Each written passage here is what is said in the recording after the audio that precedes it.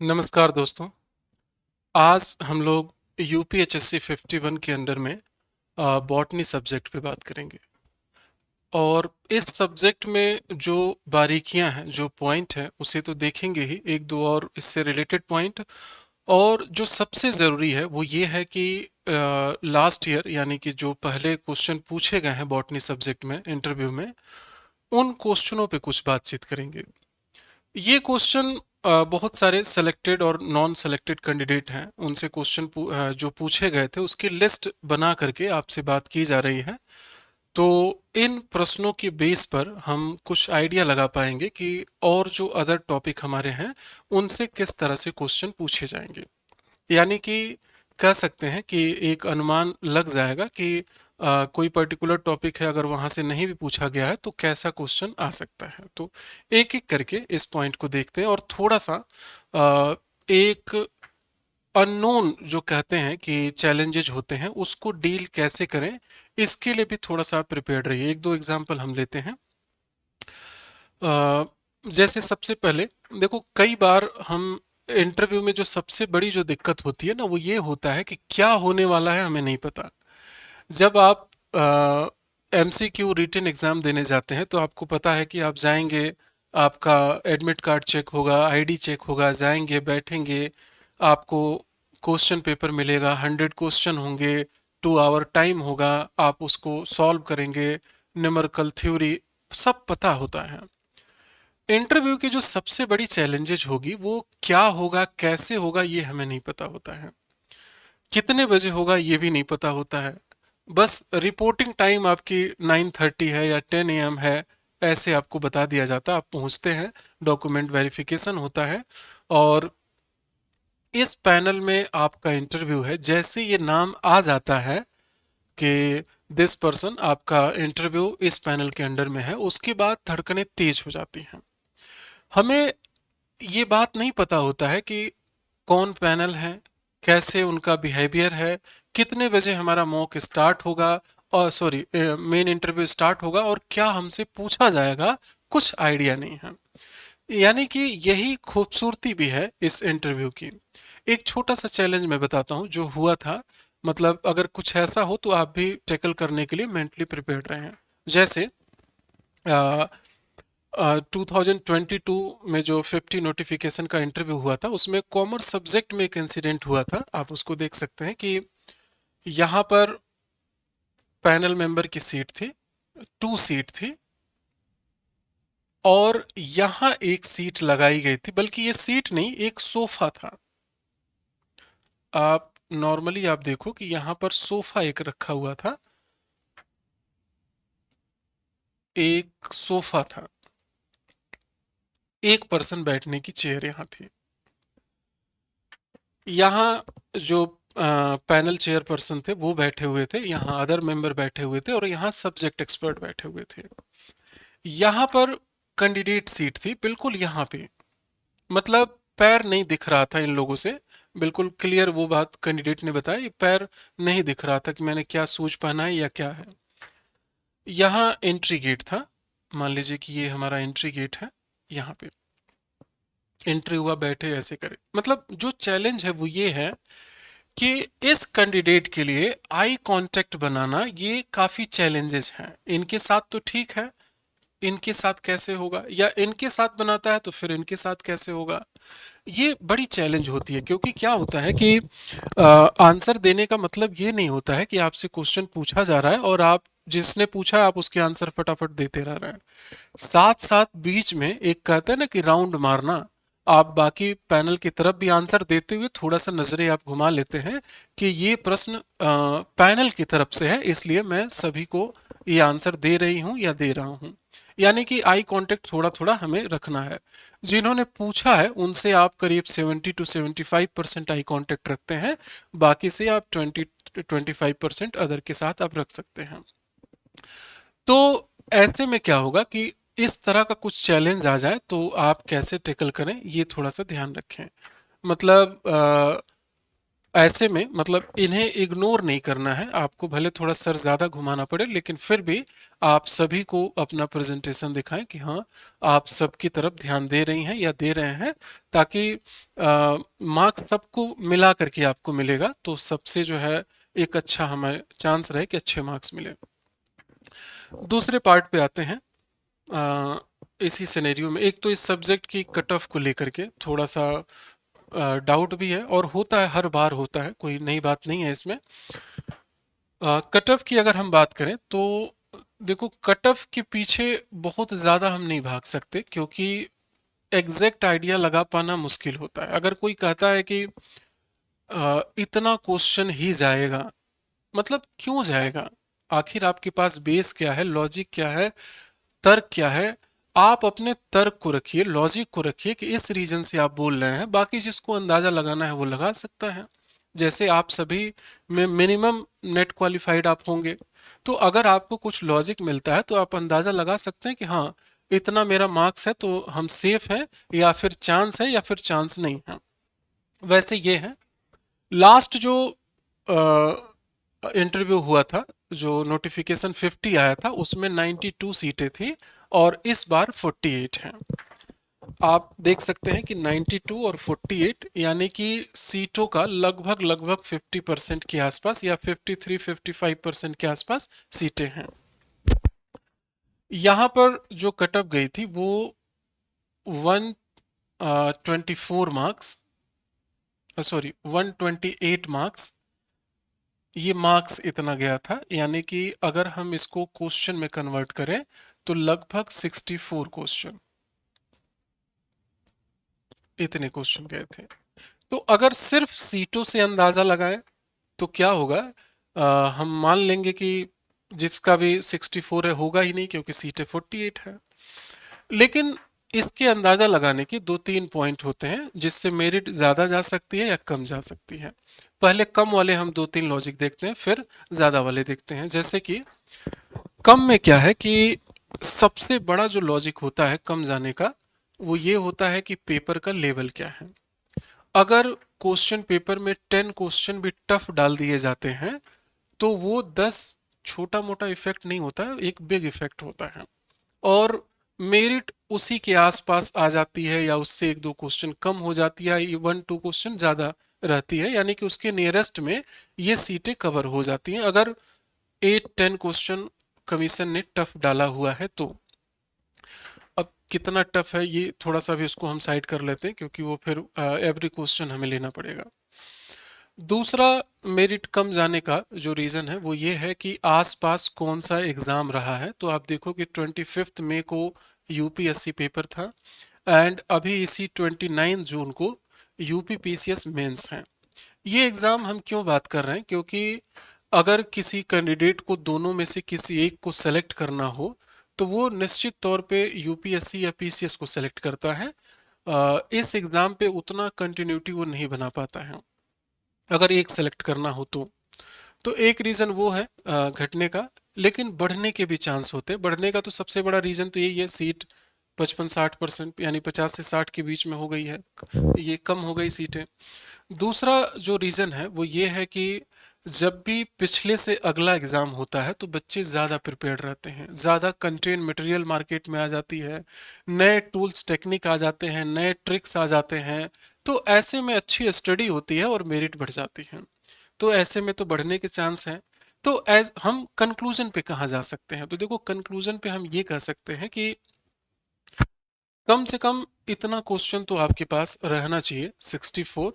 नहीं interview call तो final selection के लिए तो देखो 64 रहे तो ज़्यादा ठीक है। इससे ज़्यादा जितना ऊपर रहेगा उतना आप सेफ हैं। 65, 67, 8, 9, मतलब जितना प्लस रहेगा उतना आपके लिए ठीक रहेगा। और बाकी जल्द ही जब रिजल्ट आ रहा है तो फिर आप वहाँ पे देख सकते हैं। नेक्स्ट पार्ट में हम लोग बात करते हैं इस सब्जेक्ट का थोड़ा सा डिवीजन देखते हैं कि आखिर ये सब्जेक्ट है कैसे। सब्जेक्ट को समझने के लिए हम 3 पार्ट में इसको डिवीजन कर लेते हैं, सिर्फ समझने की पॉइंट ऑफ व्यू से। जैसे प्योर बॉटनी जो है ये हमारा 65% सिलेबस का वेट रखता है। ऐसे पार्ट जो जूलॉजी और बॉटनी दोनों से रिलेट करता है, ये अप्रॉक्स 20% है। एंड इकोलॉजी एनवायरमेंट को लेकर के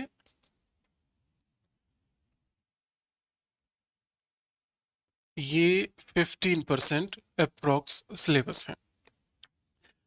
बस समझने के तौर पे कि इस तरह से हमारा ये पूरा डिवीजन है कि इतने मार्क्स यहाँ से इतने ऐसे, मतलब सिलेबस का ये बाइफरकेशन है कि कुछ चीज़ें हैं जो कॉमन रहती हैं कई सारे सब्जेक्ट में, वैसे ये हैं। तो तैयार तो देखिए हमें सारे यूनिट करना है, हर एक पार्ट हर एक कॉन्सेप्ट को समझ के रखना है कि ताकि वहां से क्वेश्चन पूछा जाए तो हम उसको बता सकें। क्या हमें कुछ करंट भी देखना चाहिए? तो हाँ, कुछ करंट के पार्ट जो आपके सब्जेक्ट से रिलेट करता है आप उसको देख सकते हैं। जैसे देखिए इकोलॉजी इन्वायरमेंट वाले तो हैं ही, फिर भी एक दो लिस्ट में हम देख सकते हैं। जैसे कि अ, आप फॉरेस्ट रिपोर्ट देख सकते हैं, वो भी लेटेस्ट वाले। फॉरेस्ट रिपोर्ट में थोड़ी सी बारीक चीज़ों को भी देख सकते हैं, जैसे कि जो मैनग्रोव की क्या कंडीशन है, या फॉरेस्ट किस स्टेट में कम हुआ है, किस स्टेट में ज़्यादा है, कौन से स्टेट हैं जहाँ 75% से ज़्यादा फॉरेस्ट हैं, कहाँ पर 33% से ज़्यादा हैं, क्या कोई ऐसा भी स्टेट है जहाँ 80+% फॉरेस्ट है, या कुछ और इससे रिलेटेड जो पॉइंट होगा वो सब रिपोर्ट में आपको मिल जाएगा। आप इस रिपोर्ट को देख सकते हैं। या कुछ ऐसे प्लांट हैं जिनका अभी न्यूली रिसर्च हुआ है, आप उसको देख सकते हैं। ये ज़्यादातर रिसर्च जो है ईस्टर्न हिमालय और वेस्टर्न घाट पे दिखते हैं। वेस्टर्न घाट पे खैर ज़्यादा है ये। आप उन रिसर्च को देख सकते हैं, गूगल वगैरह पे कर सकते हैं न्यू प्लांट ऐसे करके।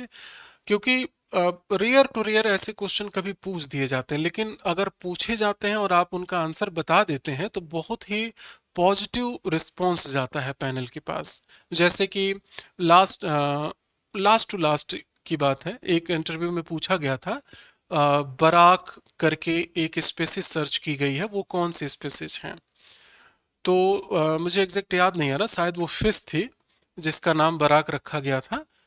तो ऐसा अगर कुछ पूछा जाता है तो मतलब हमारे लिए ज़्यादा फायदेमंद होती है अगर उसका आंसर हमें पता है तो। चलिए, कुछ क्वेश्चन को हम लोग लेते हैं जो प्रीवियस ईयर पूछे गए हैं इंटरव्यू में। ये क्वेश्चन बहुत सारे selected and non selected candidate से मिले हैं। एक अच्छी लंबी लिस्ट बन गई है, लेकिन उनमें से मैंने 8-10 क्वेश्चन को सेलेक्ट किया है, जिससे देख करके हम अपने और भी जो सिलेबस हैं उनके बारे में अंदाज़ा लगा सकें कि वहाँ से किस तरह से क्वेश्चन आएंगे। और आप अपने प्रिपरेशन या उसके अकॉर्डिंग नोट्स वगैरह हैं वो आप बना सकते हैं। तो उन क्वेश्चनों को देखते हैं। मैंने इसका एक लिस्ट बना रखा है, इसको एक एक करके देखते हैं।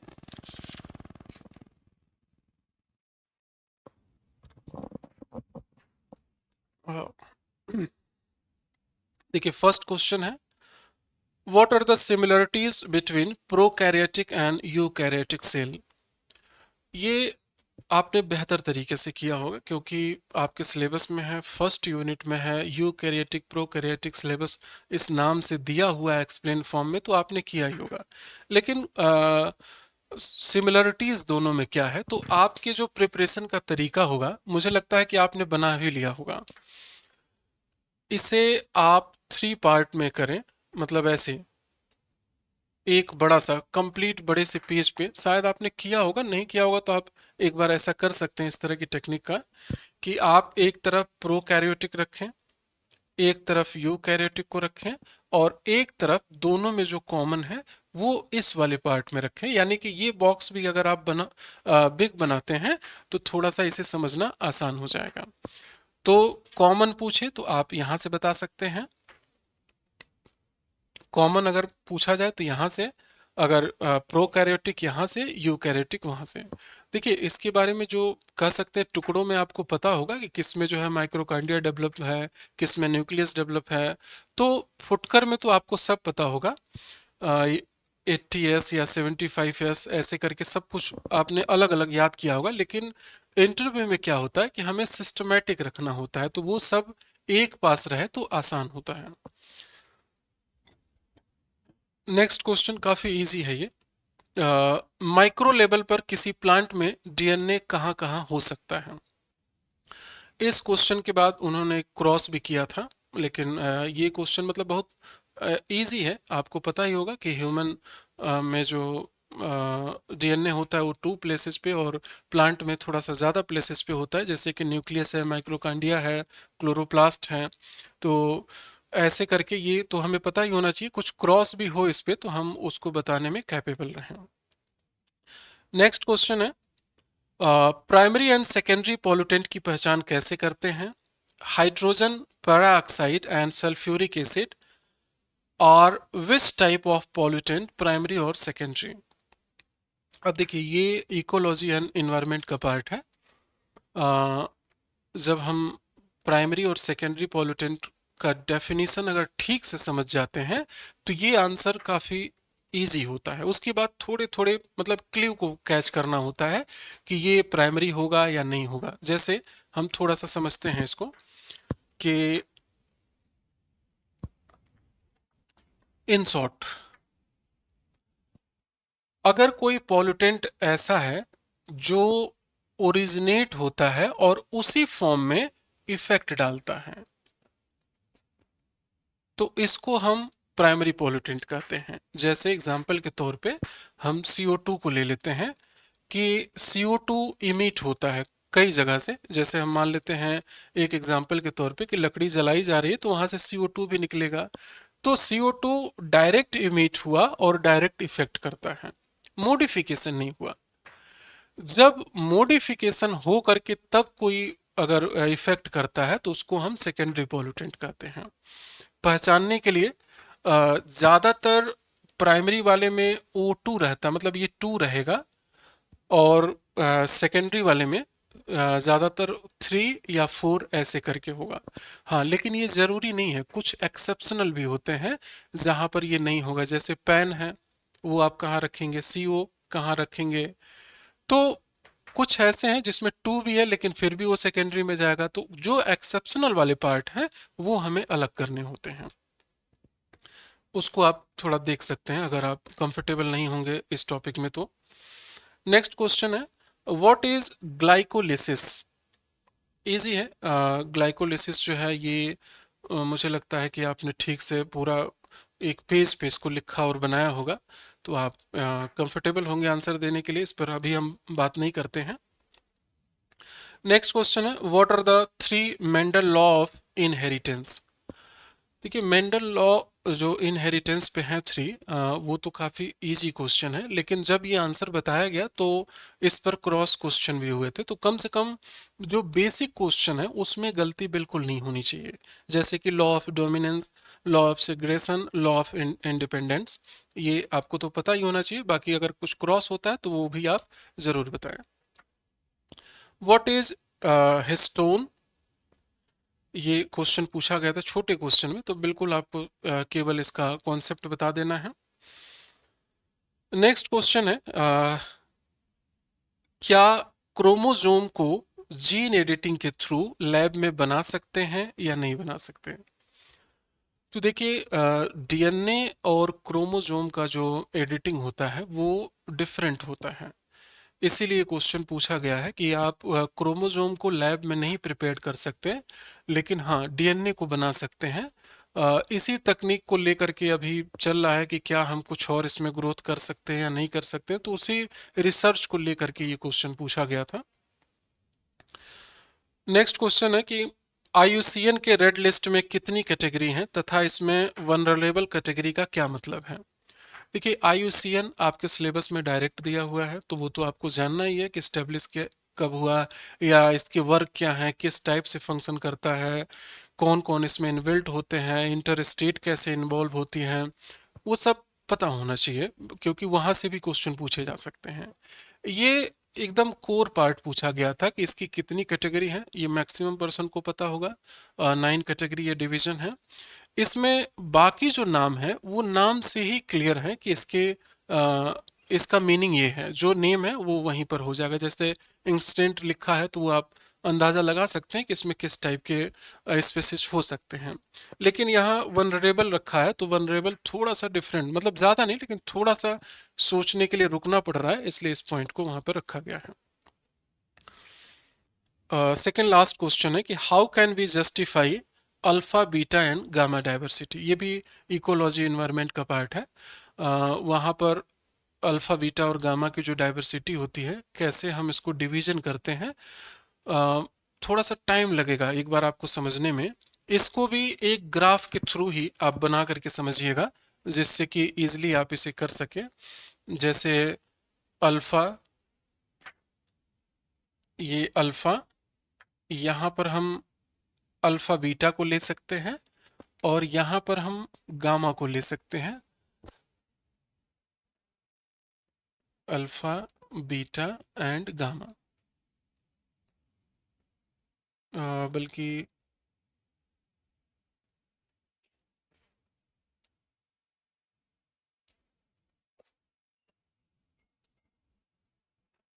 बल्कि ऐसे लेंगे, ये बीटा और ये हम गामा ले सकते हैं। और फिर इनके डिफरेंसेस को कर सकते हैं कि किसी एक पर्टिकुलर प्लेस पे, फिर 2 प्लेसेस, फिर ढेर सारी प्लेसेस। मतलब है आसान, लेकिन थोड़ा सा टाइम रख करके आपको समझना पड़ेगा कि तीनों में बाइफरकेशन क्या है। मतलब ये है आधे घंटे समझने का। लास्ट क्वेश्चन है कि explain few role of epiphyte plants.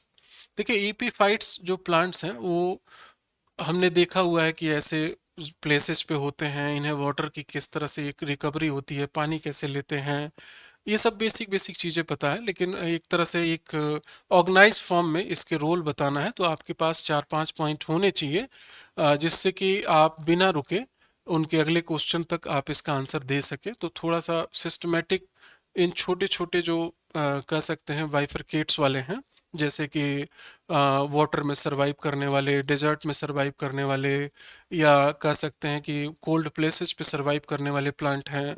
तो इनकी जो कॉन्सेप्ट है वो छोटे छोटे पार्ट में एक अलग पेज पे अगर आप लिख लेते हैं तो वन लाइनर टाइप में अगर पूछा जाता है तो आप डायरेक्ट वो आंसर दे सकें। देखिए, क्वेश्चन ढेर सारे हैं लेकिन सभी पे डिस्कस कर पाना मुश्किल है। तो बाकी क्वेश्चन अगर फिर कभी आप किसी तरह से जुड़ते हैं, मिलते हैं या पूछते हैं तो और भी हम लोग इस पे बात करेंगे। लेकिन फिलहाल क्वेश्चन डिस्कशन को हम लोग यहीं पे रोकेंगे। अगर आप अभी हम लोग का मॉक इंटरव्यू वगैरह भी चल रहा है, अगर आप इंटरेस्टेड हो, ज़रूरी लगे तो आप इसको ज्वाइन कर लीजिएगा।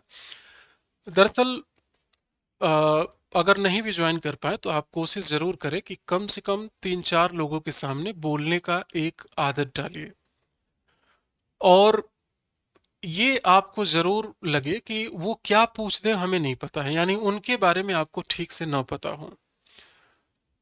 ऑनलाइन आप कर सकते हैं लेकिन मैं सभी को सजेस्ट करता हूं कि कम से कम एक ऑफलाइन आप मॉक इंटरव्यू आप ज़रूर दें, क्योंकि रूम में बैठे बैठे, घर पे बैठे जो कॉन्फिडेंस होता है वो कहीं दूर जाकर के, वो भी प्रयागराज जाकर और पैनल के सामने उनके मार्क्स से आपका फ्यूचर डिसाइड होने वाला है, इन सभी प्रेशर के बीच में आपको इंटरव्यू देना होता है। तो कम से कम उसका एक छोटा सा क्वार्टर फाइनल, सेमीफाइनल आपको अभ्यास होना चाहिए ताकि वो फाइनल आप ठीक से खेल सकें।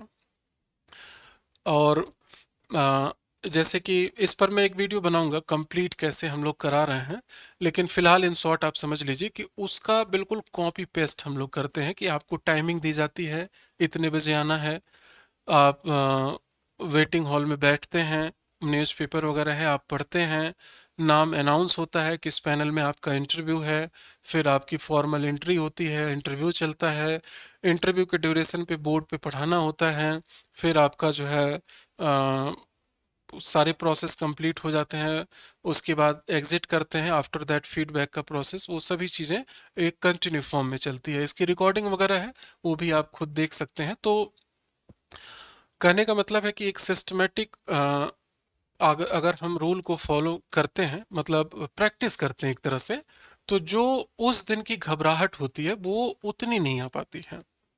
चलिए, अगर आपको ज़रूरत लगे तो आप दिए गए नंबर पे कॉल करिएगा।